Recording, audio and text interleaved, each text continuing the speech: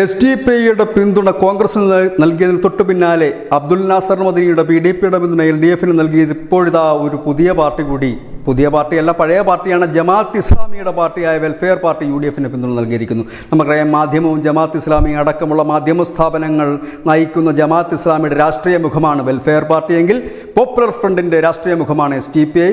ആ എസ്ഡിപിഐയും പോപ്പുലർ ഫ്രണ്ടുമെല്ലാം ചേർന്ന് നടത്തുന്ന ഒരു പിന്തുണ കോൺഗ്രസിനാണ്. ഒപ്പം തന്നെ ഇപ്പോൾ ജമാഅത്ത് ഇസ്ലാമിയുടെ പിന്തുണ വെൽഫെയർ പാർട്ടിക്കാണ്.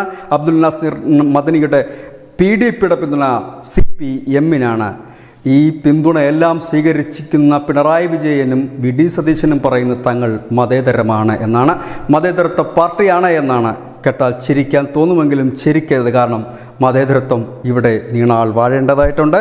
ഏതായാലും എസ്ഡിപിഐയുടെയും ജമാഅത്ത് ഇസ്ലാമിയുടെയും പിന്തുണ എന്ന് പറയുമ്പോൾ ജമാഅത്ത് ഇസ്ലാമിയും എസ്ഡിപിഐയും വർഗീയ പാർട്ടിയാണെന്ന് അക്ഷരം തെറ്റാതെ പറയാൻ കഴിയും. പിഡിപി എല്ലാവർക്കും അറിയാവുന്ന കാര്യമാണ്. ഈ പിന്തുണയൊക്കെ വാങ്ങിച്ചിട്ടാണ് തങ്ങൾ മതേതരന്മാരാണെന്ന് ഇവർ പറയുന്നതും. News desk news India Malayalam.